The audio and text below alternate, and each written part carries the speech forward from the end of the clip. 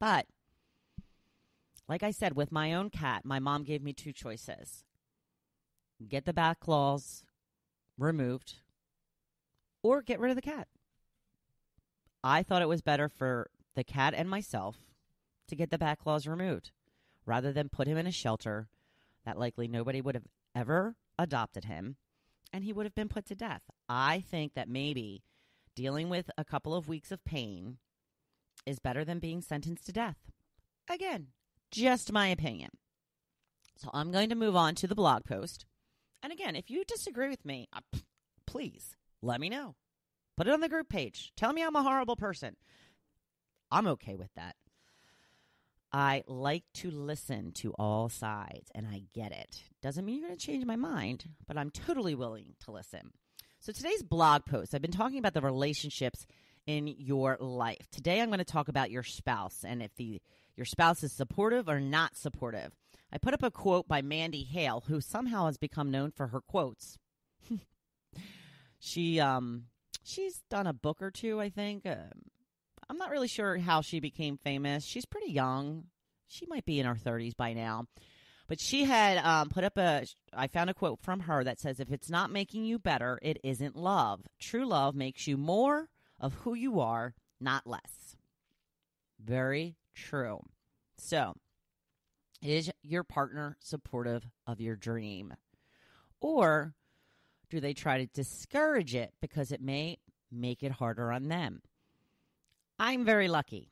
I have the most amazing husband, is super supportive of whatever I do. I asked him recently if he thought my podcast and blog will blow up into what I believe it will become. He said, yeah, I'm not so sure, which was a little disheartening. But he said that he's glad that I have found something that I love to do every day. He just wants me to be happy. And he does whatever he can to help me spread my message and promote my brand. He shares my posts on his Facebook page every day. He listens to my podcast every day. He gives me praise. He also gives me critiques when necessary. He pitches in extra when he can, whether it be around the house, picking up an extra shift at work, if we're a little short on cash, or coming up with ideas of how I can pursue this dream of mine while figuring out a way to bring in some money in the meantime. Now, I know not everyone has an amazing husband like me. Not everybody is as lucky. I chose wisely. I'm very, very grateful. But regardless of your situation, I truly hope that your spouse is supportive of your dream. I hope they are working with you to get to your ultimate goal. This is where you need the most support. There is so much your spouse can do to help you. Taking care of the kids when you need to focus on the work of getting to your goal, picking up some of the household duties like cleaning, laundry, doing the shopping, not to mention the emotional support and being your biggest cheerleader when you come across obstacles, because you will come across obstacles. Now, I know you will feel selfish at times for asking so much from your partner, but don't. You are a team. If they had a dream, you would totally support them and do what you could to make it a reality, right? Maybe you've already done that. Stop worrying about what your dream is taking away from others and focus on what it is giving you. Your life and dreams are more important than anyone else's. And I say that because you are the one that wakes up every day knowing you want more. You are the one that knows what needs to be done in order to achieve that dream. I don't mean that your dream is more important in the sense that you deserve it more. I only mean that you are the one, the only one who can make it happen. So you must make it a priority.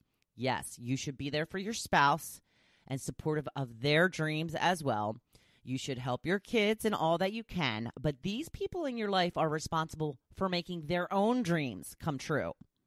You are there doing what you can to help them along, being their big cheerleader, but it is ultimately up to them to make it happen, just like it is ultimately up to you to make your dream happen.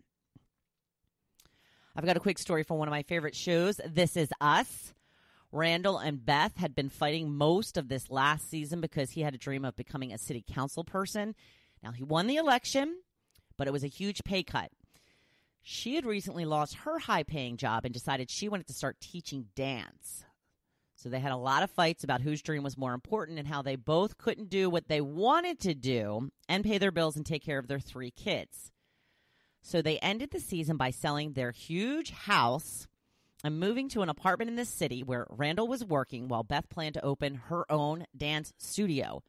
Yes, they took their kids out of school, and now they have to start a new school and they have to share a bedroom. Oh my goodness, share a bedroom. That is what it takes sometimes. They figured out a way to make it work for both of them. This is the kind of partner I hope you have because it's exactly what you need. If you aren't at this point in your marriage, start telling your partner what you need, discuss it, see what compromises you can both come up with, but don't give up on your dream. I'll say it again. Your dream is more important to you than to anyone else in your life. So you have to be the one to fight for it. So don't give up. Ever, ever, ever.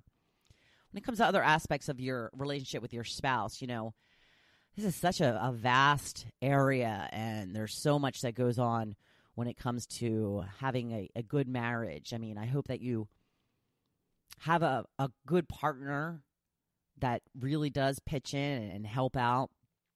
I know that's not a case in a lot of issues. That's not the issue, and you know what I mean.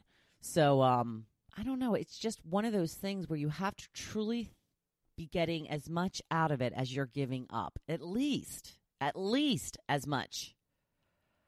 You can't be giving more than you're getting. And I know that there are times when you feel like giving up.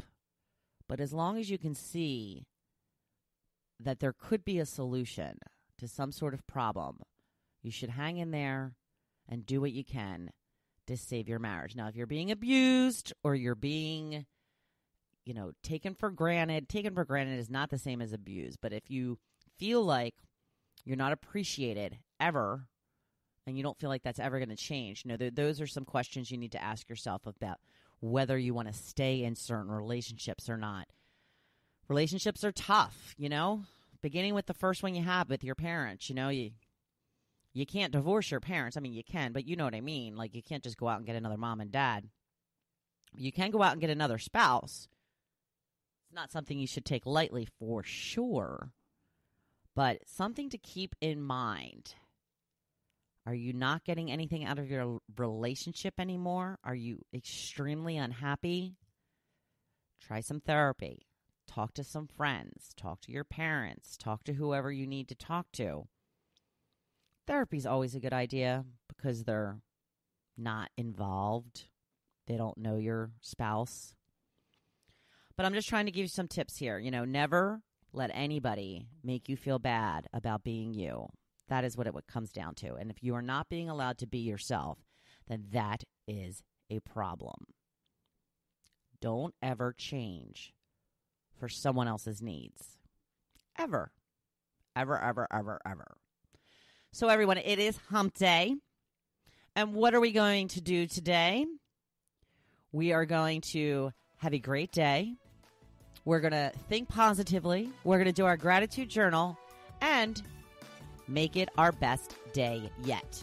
Thank you for listening to The Hopefulist, hosted by Wendy McClure. For more inspiration, please visit hopefulist.com. Thanks, and we'll see you tomorrow on The Hopefulist.